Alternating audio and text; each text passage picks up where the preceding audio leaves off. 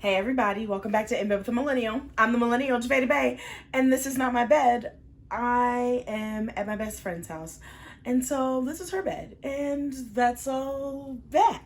But well, we're still continuing this conversation around living in a post-Roe society. So today, as promised, I want to talk about cycle tracking or keeping track of your menstrual cycle in case you are someone that has opted to delete period tracking apps. So let's get into it.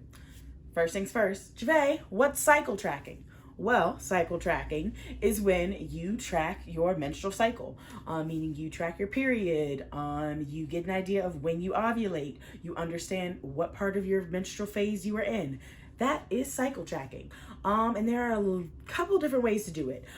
So one is being mindful of like when your period starts and stops, and like how many days are actually in your cycle, and trying to gauge and guess and understand when you may be in different phases and when different things such as ovulation may be happening. And another common practice is by temperature tracking. So that means that you are tracking your basal body temperature to know where you are in your cycle, because depending on what is happening in your body, your temperature may be higher or lower if you are ovulating or not ovulating, or potentially you are pregnant. So let's dive a little deeper, shall we? First things first, if you want to move from the digital apps and go old school, pen and paper, you are going to need a few things. Number one being a calendar. I recommend getting a physical paper calendar that you solely use just to track your cycle, because the more information you put on there, it can be a little bit like cluttered and like confusing. So just having your own separate calendar. So if you're like, you know what, I want a Marvel themed calendar to be my cycle tracking calendar, then do that. And you're going to do it just as you normally would. You are going to mark the first day of your cycle. So the first day you get your period, day one of a cycle. And then you will track it through. I like color coding things. I'm not going to recommend it, but I like color coding. So having a red marker to be like, okay, red, it was a period day. You would just note the days that you're on your period, and then after that you would move into the next phase of your cycle, which is your follicular phase, I want to say. I'm pretty positive. And so then those are the days where you have not ovulated yet, but you were leading up to ovulation. And that's usually anywhere between like it's like about a week or so, depending on your cycle and if you have a typical regular cycle. And then after that you would have ovulation. And so you would track the days when you ovulate. And if you're like, Javae, how will I know if I ovulated? One great way to do that, take at-home ovulation tests. So there are a bunch of different ones you can get, including at the dollar store, where you would actually test your urine to see if you released the hormone that says that you ovulated, which is the luteinizing hormone, in case you didn't know. And then after that, you would go to the luteal phase, which is after you've ovulated. And so your lining's going to thicken back up to prepare for a ovulated egg or fertilized egg, in case you were pregnant.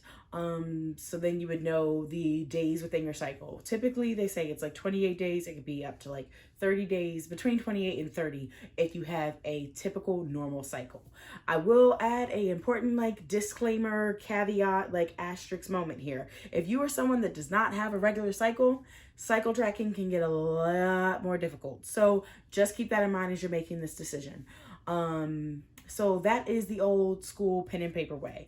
You're just going to track all of those details, and as long as things are very regular, it will work out, and you'll be like, oh, I know that if I engage in sexual activity that could result in pregnancy over these dates, I could have a high probability of getting pregnant without having to use an app. But if you're like, Javay, no, that's not the move for me, I have other options for you.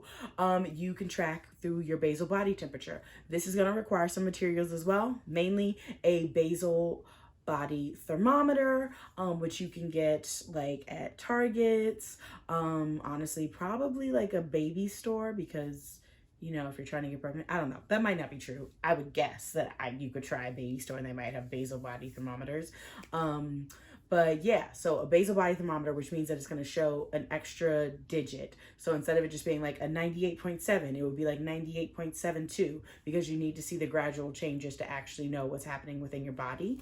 And if you're like, Javay, that sounds difficult, there are also other options as well. One of them being, I thought I had it, but I don't have it to show, a tracker, which is something that you're going to wear through the night that will track your basal body temperature. So there's a few options, one of them being Temp Drop, which is an armband that you wear during sleep. You have the Ava wristband. Of course, all of these are going to be tagged and linked in the comments, but those are going to track your basal body temperature throughout the night. So all you have to do is wake up and, oh wait, that doesn't work. It syncs to an app. Don't use those if you don't want to use apps. So you do have to do the old school way. I'm sorry, y'all. And just get a thermometer and track your temperature. I would recommend doing this in like a Excel spreadsheet. That way you can actually see the actual line of your temperature rather than just looking at the numbers, especially if you're more of a visual learner. So yeah, basal body thermometers. And then that just means that it's the first thing you do when you wake up. You actually have to wake up and immediately put a thermometer in your mouth to take your temperature, or another way to do it is by inserting it vaginally. But as you get better at understanding like your temperature and like seeing where you are in your cycle, you know, like, oh, well, my temperature spiked or dropped, so that means that I'm either ovulating or just ovulated and things of that nature. But yeah, so those are the two different ways that you can track your cycle. If you want to move away from using digital apps, and if you're not already, make sure you follow me on social media. I'm going to give more visual representations all week long because I know that this can be a little bit difficult to understand, and I want to make it easier for all of us. But yeah, if you're not already, subscribe to my YouTube channel, y'all. Remember, I run a chance of being deplatformed because I am being active in this abortion conversation. And you know, social media doesn't really like that. So make sure you subscribe to my YouTube channel. Make sure you're signed up for my email newsletter. And of course, you're following me on all of the social media platforms because I'm on them, y'all. I'm on all of them.